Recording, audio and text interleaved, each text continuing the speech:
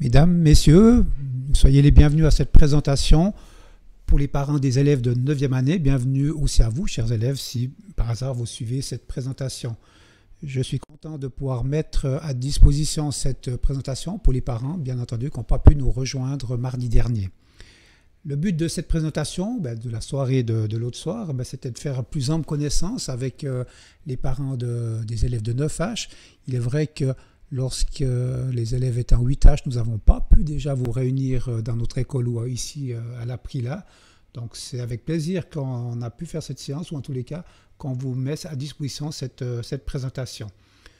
Faire connaissance, bien entendu, mais de commencer, de renforcer, en tout cas de soutenir le partenariat entre l'école et les parents. Et puis dans cette présentation, on va pouvoir vous expliquer en quelques mots l'organisation de notre école, mais également certains services présents dans notre école. Pour cela, il y a d'autres personnes qui prendront la parole, vous allez le remarquer d'ici quelques minutes. Durant la soirée qu'on a vécue ou durant cette présentation, l'idée c'est vraiment de vous présenter quels sont les objectifs aussi de notre école. On a à cœur d'accompagner, soutenir nos élèves dans la préparation de leur avenir. À quelque part, ils sont au cycle d'orientation, ils sont chez nous pour 3 ans. Ils rentrent dans un type de classe, ça ne veut pas dire qu'ils seront pour 3 ans dans le même type de classe. On s'oriente dans le but de partir vers un apprentissage, vers des études, vers une année intermédiaire, mais c'est de préparer cet avenir. Un objectif aussi pour nous qui est primordial, c'est de créer un climat favorable à l'épanouissement de chacun, que chacun puisse venir travailler dans cette école sereinement, sans craindre quoi que ce soit de la part des camarades, des enseignants ou je ne sais trop quoi. Et puis, aussi un objectif, c'est le but de cette présentation de la soirée du 21, c'est d'être unis, vous les parents, nous les enseignants, pour avoir les mêmes valeurs, pour transmettre à nos jeunes des valeurs fondamentales. Autre objectif qui nous paraît important en ce début d'année, et c'est ce qu'on a essayé de faire via les titulaires de classe, c'est de transmettre clairement aux jeunes les objectifs, les règles de l'école. Ça permet de partir sur des règles qui sont connues et éviter certains malentendus au fil de l'année. Développer la qualité de notre enseignement, ça c'est ce qui nous concerne nous, le côté enseignant, l'envie de toujours chercher des solutions. Parfois on est dans l'impasse avec un élève, avec un groupe d'élèves, de rechercher d'autres pistes pour amener le meilleur de nous-mêmes pour le suivi des jeunes. Et puis enfin, c'est aussi quelque chose qui nous tient à cœur, c'est qu'on puisse transmettre à nos jeunes, à vos enfants, le goût de l'effort et puis le plaisir d'apprendre. En ce début de présentation, le CO d'Estavayer, quelques chiffres. Nous avons moins d'élèves, c'est vrai, l'année dernière nous avions encore 750 élèves. Cette année, j'allais dire plus que 506 élèves, avec 152 élèves en 9e année. Donc on a une plus ou moins petite volée d'élèves de 9e année qui vient de rentrer au CO. L'ensemble de ces 506 élèves sont répartis dans 26 classes, donc on a une dizaine de classes de moins que l'année dernière, avec une moyenne par classe relativement basse, avec 19,4. Et puis il y a 8 classes, donc pour les élèves de 9e année. Avec cela, c'est vrai que 36 classes l'année dernière, 26 cette année. Nous avons pu libérer certaines salles de classe pour des classes de dédoublement, pour redonner à l'aumônerie une salle ailleurs que dans des abris, pour avoir une salle à disposition pour le conservatoire, pour le français langue étrangère, une salle de conférence, etc. Pour encadrer ces 500 élèves, toute une équipe d'adultes, en tout ça fait une 80 d'adultes, avec des enseignants, vous pouvez voir le chiffre ici, ou le nombre, pas mal de personnes du groupe ressources qui prendront la parole justement tout à l'heure, mais également toute une équipe administrative pour le côté administratif, c'est le cas de dire tout ce qui est secrétariat, pour le maintien correct de nos installations, donc un service de conciergerie, des personnes qui viennent donner un coup de main pour le nettoyage, des élèves qui mangent au CO ont la chance de manger une nourriture qui est cuisinée sur place, donc nous avons 2 cuisinières et une aide de cuisine. Donc mon nom, j'aurais pu peut-être commencer par cela, donc je suis le directeur, Didier Chouvet. L'équipe de direction est formée en fait de 4 personnes, donc le directeur et puis 3 adjointes de direction. J'ai la chance de pouvoir travailler au quotidien avec Madame Laurence Bucher, qui est adjointe de direction, Monsieur Christophe Blochelet et Monsieur Terrapon. Mes trois adjointes de direction, sont enseignants également, donc ils sont aussi titulaires de classe et ils sont déchargés pour un certain pourcentage pour des tâches de direction. Les adjoints de direction ont comme responsabilité de tout ce qui concerne la discipline dans les classes, mais pas que. C'est eux qui gèrent également certaines permissions. J'en parlerai un petit peu tout à l'heure, quel type de permissions vont plutôt chez les adjoints ou plutôt vers le titulaire de classe. Ce sont mes adjoints qui règlent également certaines sanctions. À un moment donné, suivant la sanction, ça passera plutôt par le directeur, mais sinon, en principe, ce sont les adjoints qui gèrent cela. Durant l'été, il y a un énorme travail de préparation de l'année scolaire, notamment avec la conception des horaires. À l'interne, les remplacements, lorsque nous avons des remplacements de courte durée, nous avons cette équipe de direction qui gère en trouvant les personnes nécessaires pour aller dans les classes lorsqu'il manque un enseignant. De nombreuses organisations, de nombreux plannings qui sont gérés par l'équipe de direction concernant les manifestations culturelles, d'autres plannings de passage durant l'année pour les études, lorsqu'il y a des cours d'appui, les patrouilleurs scolaires, etc. 8 classes, donc de 9e année.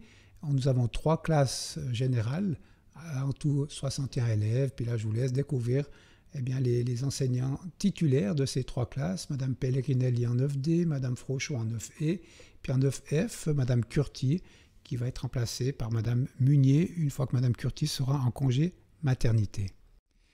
2 classes 2B soutien, une classe 2B avec Monsieur Ali Curti, et puis une classe 2B soutien où nous avons un duo, Monsieur Tissot est titulaire de classe avec Madame Bossart, qui justement, Madame Bossart est aussi en congé maternité et actuellement elle est remplacée par Madame Rossier.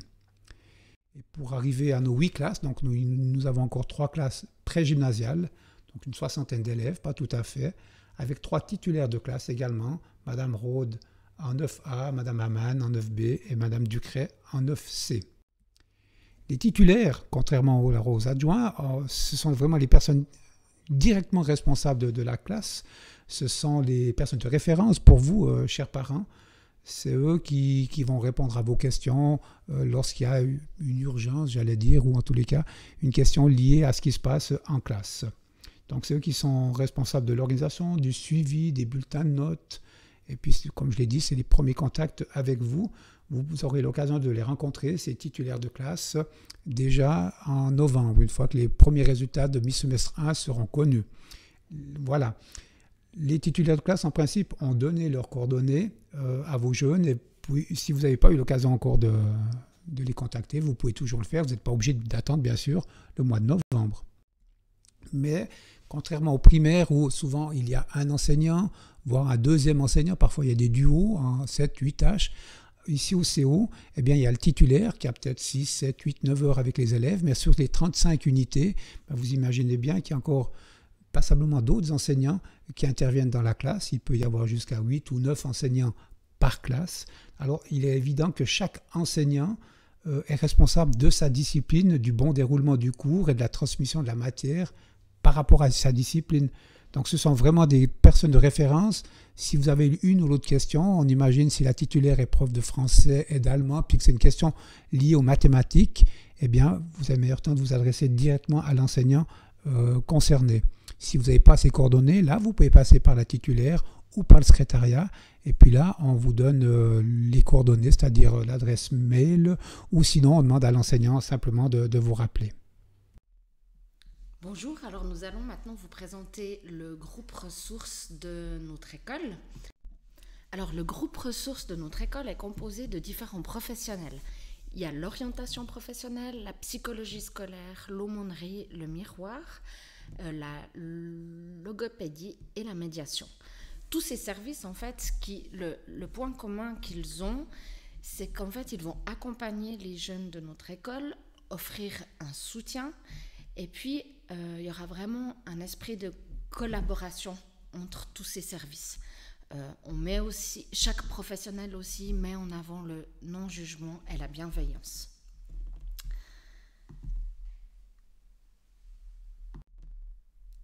Les différences de ces différents services, c'est nos formations. C'est vrai que chaque professionnel a une formation différente. Nos lieux où on va recevoir les jeunes pour discuter avec eux, pour travailler avec eux. Nos interventions, c'est vrai qu'on n'a pas la même manière d'intervenir auprès d'eux. Et nos horaires. Donc là, maintenant, chaque service va se présenter de manière plus précise. La médiation scolaire. Alors, dans notre école, c'est Madame Bravo et Madame Renevet qui sont médiatrices scolaires. La médiation scolaire, en fait, c'est c'est un travail sur 2 axes, la gestion de conflits et la relation d'aide. Quand on parle de gestion de conflit, ça peut être un conflit avec un camarade en classe ou dans une classe différente, un conflit que le jeune a au sein de la famille, ou un conflit, ça peut arriver aussi des fois avec un enseignant. Quand on parle de relation d'aide, c'est plutôt des problèmes personnels que chaque jeune peut avoir, relationnels ou dans la famille. Alors là, c'est vrai qu'on peut offrir une écoute aux jeunes qui viennent nous trouver. Dans certaines situations, la médiation, ça va être aussi simplement d'orienter le jeune vers d'autres services. Ça peut être vers une pharmacie, vers un médecin, vers les psychologues scolaires, vers des services sociaux. On est aussi là pour... si on n'est pas outillé pour une situation, on sait où diriger les jeunes.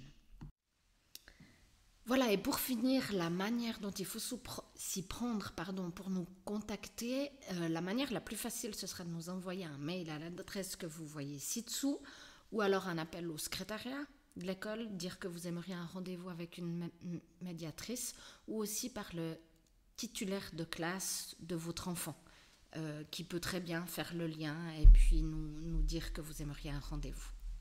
Voilà. Pour le service de psychologie scolaire, il y a dans notre école une psychologue, Nathalie D'accord, qui est présente 3 jours par semaine. Alors, la psychologue scolaire peut intervenir de différentes manières auprès de l'élève. Une intervention possible, ce sont des bilans cognitifs et ou affectifs pour mettre en lumière les fragilités et les ressources de l'élève. Ces résultats ensuite pourront être discutés, échangés avec les parents, avec l'équipe pédagogique pour mettre en évidence des pistes, pour accompagner l'élève au mieux dans sa scolarité. Une autre intervention possible, c'est des soutiens individuels qui permettent d'offrir un espace pour que l'élève puisse exprimer ses préoccupations, ses soucis. L'objectif est de l'accompagner à se sentir mieux, à mieux utiliser ses ressources pour surmonter les différentes difficultés qu'il peut rencontrer en tant qu'élève, en tant qu'adolescent. La psychologue scolaire est aussi là pour faire le lien entre l'école et la famille.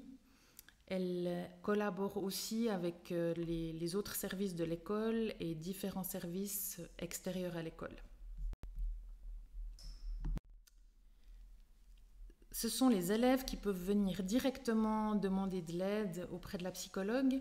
Dans ce cas-là, la psychologue peut les rencontrer un maximum de 3 séances sans avertir les parents.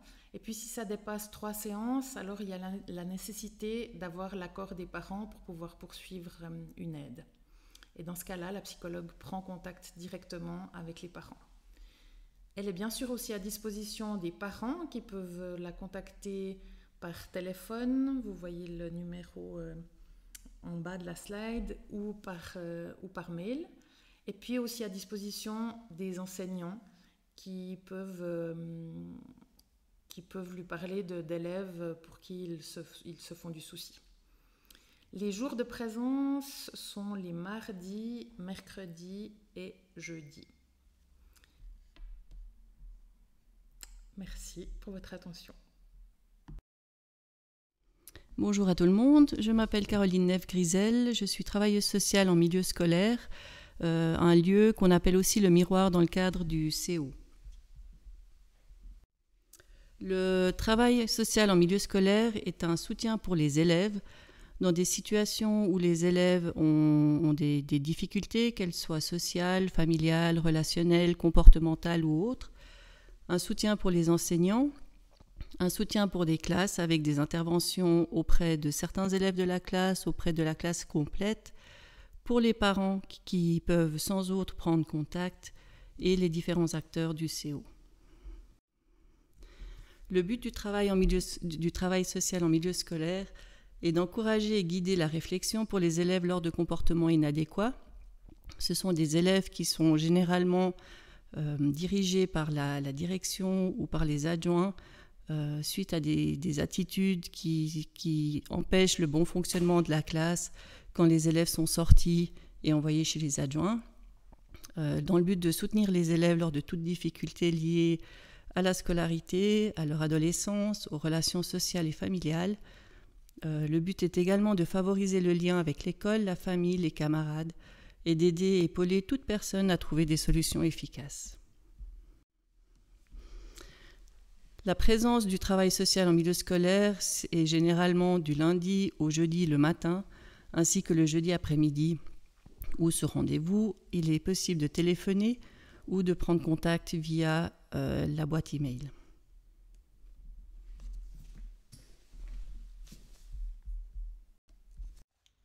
Voilà, on va maintenant vous présenter la logopédie au CO.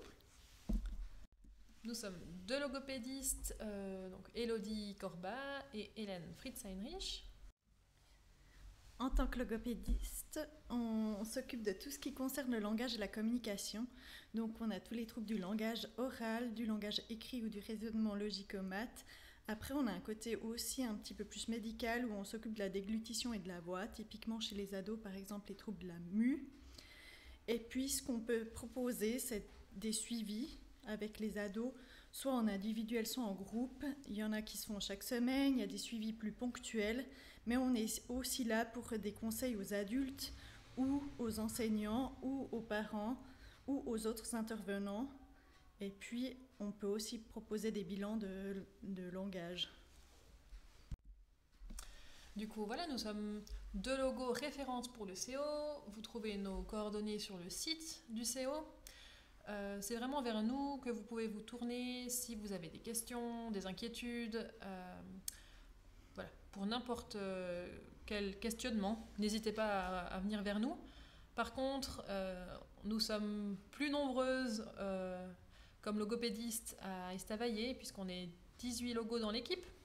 Donc voilà, nous sommes vos portes d'entrée, quelque part, pour le service. Mais ensuite, au niveau des prises en charge et du suivi, vous pourriez être amené à voir d'autres logopédistes.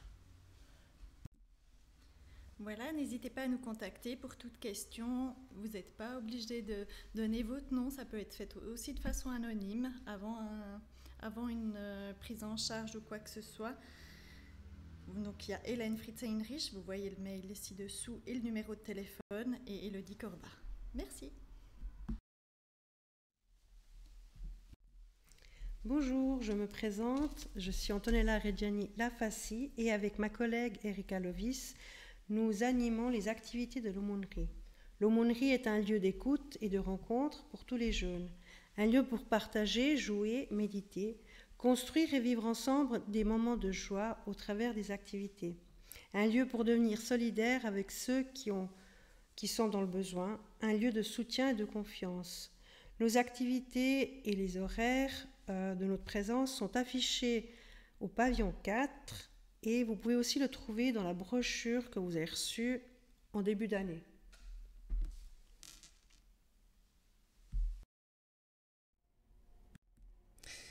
Bonjour, je me présente, je suis Cindy Stocker, conseillère en orientation, je travaille à 60% et ma collègue Carole Burgui, qui est secrétaire documentaliste, à 15%.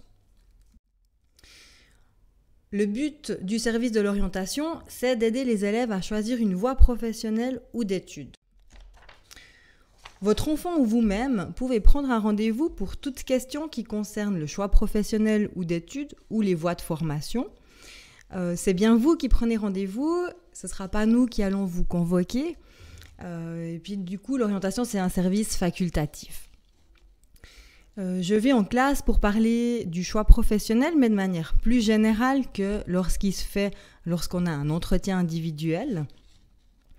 Les élèves peuvent passer à la récréation pour prendre des dossiers, des adresses pour des stages, prendre un rendez-vous ou pour des questions qui demandent une réponse courte. Voici une sorte de programme. C'est idéalement les étapes qui seraient bien que votre enfant suive pour tout ce qui est du choix professionnel. En 9e, c'est bien de se montrer curieux, découvrir des métiers, prendre des informations. La 10e, c'est l'année où il faut faire des stages, surtout si on s'intéresse à des métiers par apprentissage. Car l'objectif à la fin de la 10e, c'est d'avoir défini un projet professionnel ou d'études et puis, si nécessaire, un plan B. En 11e, c'est le moment de postuler pour une place d'apprentissage ou de faire une inscription dans une école.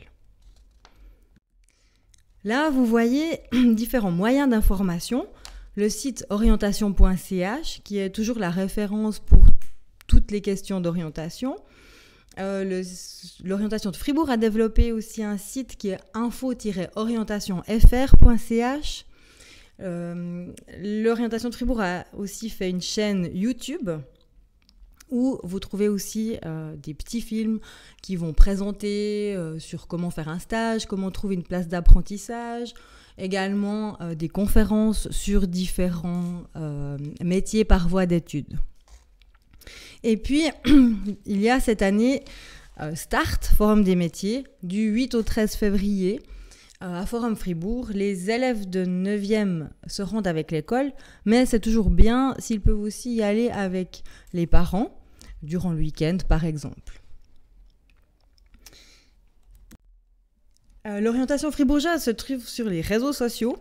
Vous pouvez vous abonner à Orientation FR pour être informé de toutes les manifestations du canton de Fribourg qui sont en lien avec l'orientation. Vous pouvez également suivre les stages de notre ambassadrice Mathilde Gremaud. Je vous conseille donc d'aller visiter tous ces sites pour trouver plein d'informations par rapport aux métiers, aux formations. Et puis si vous avez des questions, vous pouvez me contacter. Voici donc mes coordonnées. Merci pour votre attention. Comme vous pouvez le constater, de nombreux services sont à disposition de vos jeunes pour que leurs 3 ans OCO se passent pour le mieux. Surtout, n'hésitez pas à contacter l'une ou l'autre personne de ce groupe ressources. Si vous n'êtes pas sûr vers qui vous tournez, en principe, vous pouvez très bien faire signe directement chez moi ou à une des personnes du groupe ressources et on va déjà vous diriger vers le bon service. Je reviens vers ma présentation. Avec le document que vous avez sous les yeux ici, bulletin information et règlement que vous avez reçu durant l'été. Si vous avez des questions, n'hésitez pas à prendre contact avec nous pour qu'on puisse vous faire un éclaircissement. Pour rappel, si jamais ce document, si vous l'auriez égaré, il se trouve également sur le site internet de l'école. Je profite de cette présentation pour insister sur une ou deux petites choses, notamment par rapport aux permissions. Si votre enfant a besoin d'une permission de moins d'un demi-jour, là, vous pouvez vous adresser directement auprès du titulaire de classe via le carnet journalier, via l'agenda, les pages bleues, si vous devez aller chez l'orthodontiste ou partir 1 heure ou 2 heures avant la fin des cours. Par contre, lorsqu'il s'agit d'une absence un peu plus longue, d'un demi-jour ou éventuellement d'un jour complet, pour une raison médicale, un rendez-vous quelconque, merci de vous adresser chez les adjoints, cette fois-ci, à l'aide d'une fiche que les jeunes ont reçue, ou en tous les cas qui se trouve devant le bureau des adjoints. En cas de maladie, merci également de téléphoner au CO avant le début des cours. Ce sont vraiment vous, les parents, qui devez téléphoner et non pas le jeune qui doit téléphoner. Et puis pour pouvoir ensuite valider cette absence, merci de compléter dans l'agenda du jeune la raison de l'absence et de la signer, et ainsi le titulaire de classe pourra valider cette absence. Sur le site de l'école, vous trouverez différents documents qui sont téléchargeables. Là, vous avez le lien pour y arriver dans l'espace public. Il y a différents documents, notamment un premier document qui concerne des congés spéciaux pour de justes motifs, non pas pour aller chez le médecin ou l'orthodontiste, etc. Même si c'était une journée complète pour faire des examens sur Lausanne, là, il n'y a pas besoin de cette demande de congé pour de justes motifs. Par contre, cette demande est à compléter si cela concerne peut-être un mariage, éventuellement une fête religieuse, parfois dans un autre pays ou ailleurs.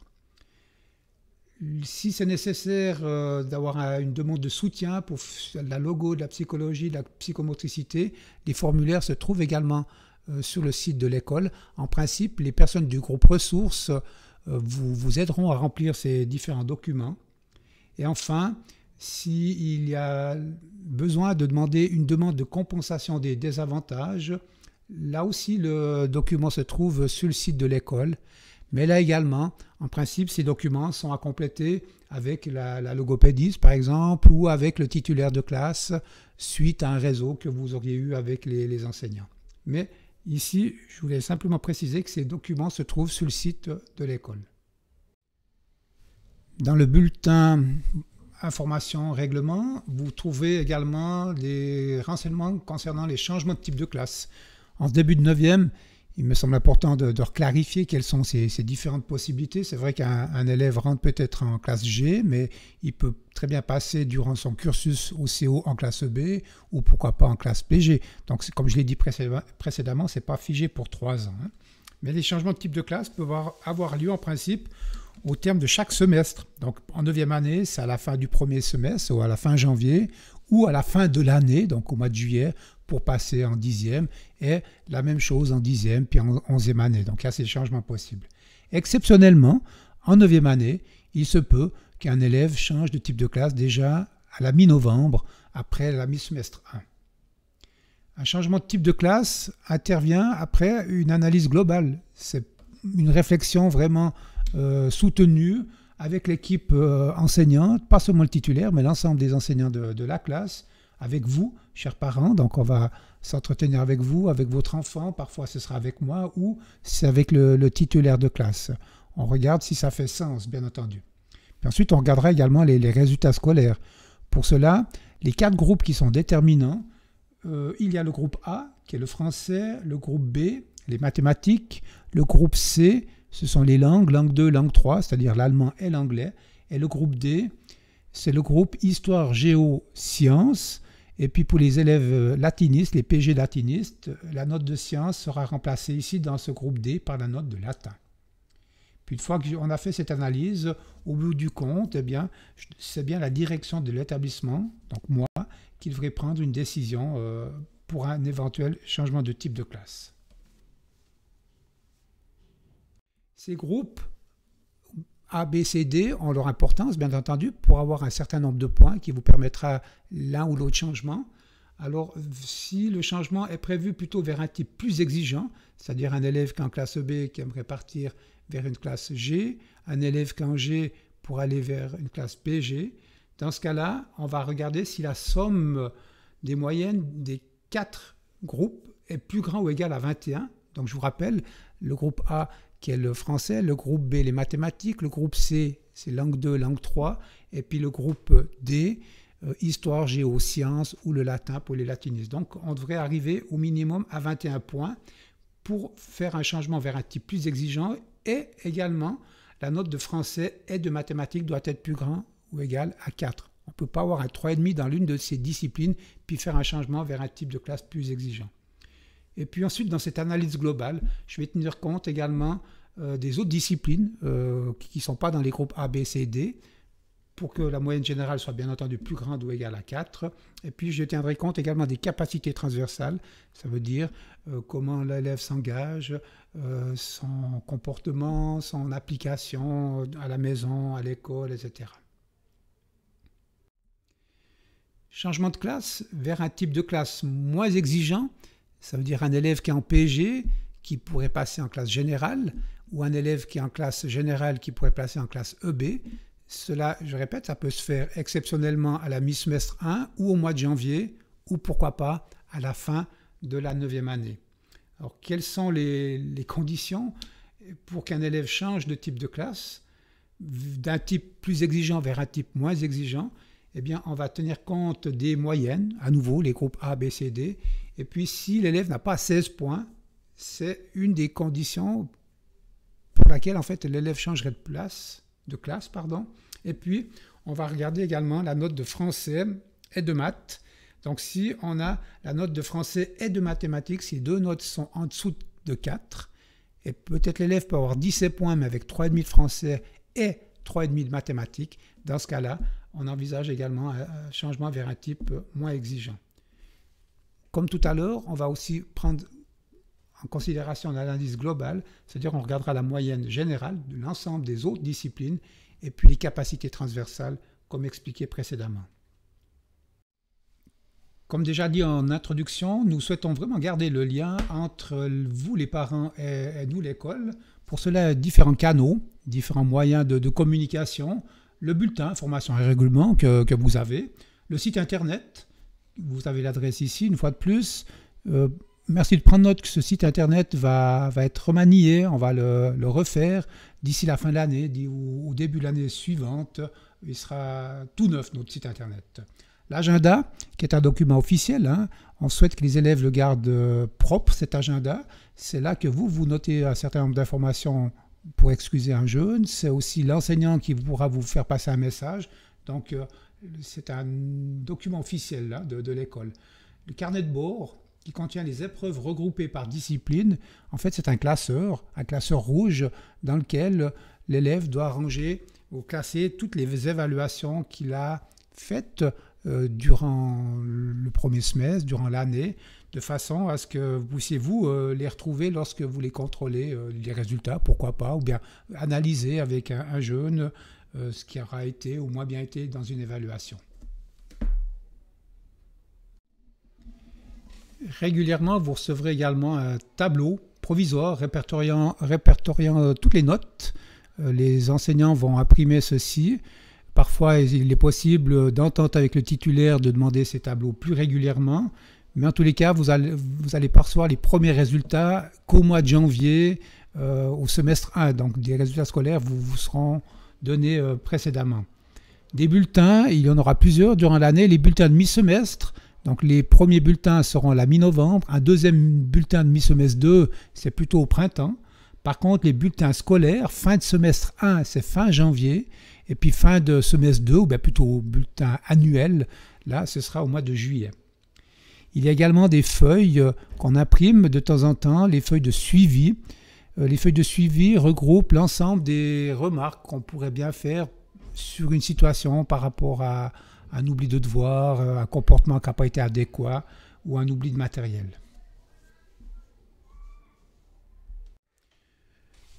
Nous organisons, lorsque c'est nécessaire, des cours d'appui pour l'une ou l'autre discipline, les maths, le français, l'allemand ou d'autres si besoin. Pour pouvoir suivre un cours d'appui, c'est vrai qu'on attend d'abord de l'élève qui fasse son métier d'élève, qui suive au cours, qui fasse le nécessaire pour poser les questions, qui fasse ses devoirs. Mais si malgré tout cela, le jeune a encore l'une ou l'autre difficulté, eh bien c'est avec plaisir que nous mettons sur pied des cours d'appui. Ce sont des cours d'appui collectifs et non pas individuels. Alors pour s'y inscrire, le jeune s'annonce auprès de Madame Bucher, adjointe de direction, puis nous mettons ces cours sur pied une fois qu'on a l'une ou l'autre inscription. Des devoirs guidés sont également organisés dans notre école, 2 après-midi par semaine, 2 fois à 4 heures, où les jeunes doivent s'inscrire également pour suivre ces devoirs guidés. On ne va pas faire les devoirs à la place des élèves, mais on a 2 enseignants chaque fois. En principe, un enseignant de maths, sciences, puis un deuxième enseignant de langue. Et ces enseignants peuvent aider les élèves pour les devoirs qu'ils ont pour le lendemain ou le surlendemain. Et puis, ils les aident également à s'organiser, notamment dans les stratégies d'apprentissage. Les élèves qui participent à ces devoirs guidés doivent compléter une demande. Il y a un contrat qui est signé en fait entre l'école, vous les parents et le jeune, le titulaire de classe. Les cours fac, les cours facultatifs ou autres animations, tous ces cours ont lieu principalement sur la pause de midi. Ces cours fac ont déjà démarré, mais il est encore possible peut-être de rejoindre l'un ou l'autre groupe. Les élèves peuvent toujours venir vers à nouveau Madame Bucher, adjointe de direction, voir si c'est possible. Mis à part donc le théâtre qui a lieu le lundi à 4h15, tous les autres cours ont lieu sur la pause de midi. Il y a d'autres cours où il n'y a pas besoin de s'inscrire ou d'autres animations. Pour les élèves qui mangent ici à midi, il y a le Centre des jeunes qui propose une animation le mardi. Les élèves amoureux de la langue anglaise peuvent parler anglais le mercredi midi. participer à l'une ou l'autre action de l'aumônerie qui s'est présentée tout à l'heure, là c'est plutôt lundi midi. Et puis bien sûr, pour les élèves qui restent là à midi, il n'y a pas d'obligation de participer à ces cours fac, ils peuvent également se rendre dans une salle à disposition pour faire du travail scolaire. Dans notre école, comme dans toutes les écoles, mais dans notre école, on attache aussi beaucoup d'importance au sport. Alors, les jeunes ont bien entendu les 3 heures d'éducation physique par semaine. Il y a 1 heure simple et 1 heure double. Les cours fac, comme je vous l'ai montré précédemment, il y aura une semaine sportive et culturelle du 24 au 28 janvier 2022. Pour ce vrai, d'ici 1, 2, 3 semaines, on verra avant les vacances, si possible, les bulletins d'inscription. Il y a 3 camps possibles, 2 camps qui seront prévus pour les 9e années. Et puis une quantité assez importante d'activités sportives et culturelles pour ceux qui ne partent pas en camp. Donc les camps, contrairement aux primaires, ne sont pas obligatoires. Et ceux qui ne vont pas en camp ont des activités ici sur place. Avec les restrictions dues au Covid, on verra comment on va pouvoir nous organiser. Actuellement, on a la possibilité d'organiser ces camps avec un certain nombre de contraintes, mais on a bon espoir de pouvoir les maintenir. Autre moment phare de l'année scolaire, c'est le triathlon qui aura lieu le 25 mai 2022. Triathlon qu'on a dû laisser tomber ces 2 dernières années, dû au Covid bien entendu, mais c'est aussi un moment important dans l'année où les élèves, tous les élèves, les 500 participent à ce triathlon avec une épreuve de natation suivie d'une épreuve de vélo et une épreuve de course à pied. Et c'est toujours une belle journée pour les élèves et puis bien sûr pour tous les enseignants qui les encadrent.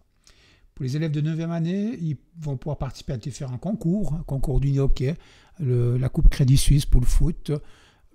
Tous ces concours ont lieu bien entendu pour autant que les restrictions sanitaires le permettent. Et puis en fin d'année, nous aurons à nouveau l'une ou l'autre journée sportive. Le CO, il y avait du sport, mais aussi tout ce qui est lié à la santé. C'est également important. Donc, on essaye d'avoir un suivi médical le plus précis possible. Il y a des vaccinations qui sont proposées, des vaccinations classiques. Pour les 9e années, ce sera pour l'hépatite B, HPV. Vous recevrez, ou vous avez peut-être déjà reçu, pour les soins dentaires également. Ça se fait chaque année. Pour l'éducation sexuelle, ce sera en 10e année que vos jeunes auront la possibilité de suivre ce cours. Pour les élèves de 11e année, lors de la semaine sportive et culturelle, ils ont la possibilité de faire leur cours de secourisme, leur diplôme qui leur permettra de faire le permis de scooter par la suite, de moto ou de voiture. On met un point d'honneur à ce que notre réfectoire ait la fourchette verte, le label fourchette verte. Et donc on soigne l'alimentation. On met en évidence une alimentation saine au réfectoire, mais aussi au cours d'économie familiale. Alors l'économie familiale, ce n'est pas pour tout de suite, pour les élèves de 9e. Ces cours sont dispensés en 11e année. Durant l'année, on essaye, dans la mesure du possible, de mettre un certain nombre de conférences, d'animations sur des thèmes qui nous inquiètent, tels que la fumée, la toxicomanie, l'alcool, les dangers liés à Internet. Notre école a adhéré au réseau suisse d'écoles en santé et durable. Donc on a ce label-là. Donc si on a pu l'obtenir, c'est parce qu'un certain nombre d'actions sont menées tout au long de l'année. Justement, on a également d'autres actions de prévention de la violence et du harcèlement. Ces actions diverses menées tout au long de l'année sous le groupe, grâce au groupe Bien Vivre Ensemble. J'ai exprès pas commencé cette présentation par le Covid, parce que je voulais vous donner quelques informations, mais il me semblait important de vous parler de l'école, de ce qu'on fait, quelles sont les possibilités, avant de parler de ce fichu virus Covid. Donc notre année scolaire 21-22 a le statut d'une année scolaire ordinaire. Donc tout ce qui est plan d'études, toutes les conditions de changement de type de classe, de promotion, etc. pour les 11e années, pour partir vers le J par exemple, là on prend les bases légales, donc il n'y a pas d'exception cette année scolaire. Malgré ça, c'est vrai qu'on a commencé l'année toujours en tenant compte de ce virus. Alors les gestes barrières mis en place durant l'année précédente, donc jusqu'en juin 21, restent les mêmes. Donc les élèves doivent toujours être attentifs au lavage des mains, à la désinfection des mains, du matériel, notamment les bureaux, les poignées de porte, etc. Notre service de conciergerie redouble d'attention également par rapport à cette désinfection des rampes d'escalier, etc. Les masques, ils restent obligatoires dans les transports publics. Alors là, peut-être je profite, chers parents, pour que vous puissiez nous aider à encourager les jeunes à garder ces masques dans les transports publics. Ça reste obligatoire. Parfois, c'est pas simple peut-être pour eux de comprendre la différence. C'est vrai qu'au CO, c'est plus obligatoire, mais c'est vraiment obligatoire dans les transports publics. Là, on est serrés les uns contre les autres dans un lieu fermé, donc ça a vraiment du sens de les garder. Par contre, c'est vrai qu'ils sont plus obligatoires sur le territoire du CO, mais ils restent quand même recommandés pour les personnes qui sont non vaccinées et puis les personnes qui ne participent pas aux tests répétitifs. Vous avez reçu en début d'année une information de notre part, comme quoi il y avait la possibilité de participer à des tests répétitifs chaque semaine. Nous avons plus de 350 élèves qui suivent ces tests, ou bien qui font ces tests chaque semaine. Donc si jamais, il est encore possible, si votre enfant ne participe pas à ce pooling, de vous manifester auprès de notre secrétariat, et puis on fera le nécessaire pour donner également à votre fils, à votre fille, le matériel nécessaire pour faire ces tests. Pour rappel, pour ceux qui participent, c'est relativement simple. Les jeunes touchent un kit le mardi matin ou le mardi après-midi. Ils prennent ceci à la maison et le mercredi matin, avant de se laver les dents, avant de déjeuner, eh bien, il faut prélever un peu de salive avec un petit procédé qui est tout simple. Et les tubes sont ramenés le mercredi matin. Là, il y a des poules qui sont organisées. Et puis, ces poules sont analysées le mercredi midi. Puis comme ça, on sait le mercredi soir si on a l'un ou l'autre poule positif. Et ainsi, ensuite, resserrer les mailles pour trouver, ma foi, les élèves positifs pour pouvoir les isoler. Jusqu'à présent, on passe entre les gouttes. On a peu de chance aussi au Destavayer, étant donné que pour l'instant, nous n'avons pas eu de poules positifs. Merci beaucoup, chers parents, pour votre écoute, votre patience d'être restés jusqu'au bout de cette présentation, pour votre intérêt. Et comme je l'ai dit, vous avez à coup sûr des questions. Donc, si vous avez des questions, n'hésitez pas à vous tourner vers les titulaires, vers les enseignants, vers les personnes du groupe ressources qui se sont présentées tout à l'heure. Et puis, vous pouvez toujours téléphoner au CO, demander à me parler, pourquoi pas, ou faire un mail au secrétariat. Puis si ce mail il me concerne, bien entendu qu'il arrivera de toute manière vers moi. Merci pour votre patience, votre écoute et à bientôt, j'espère.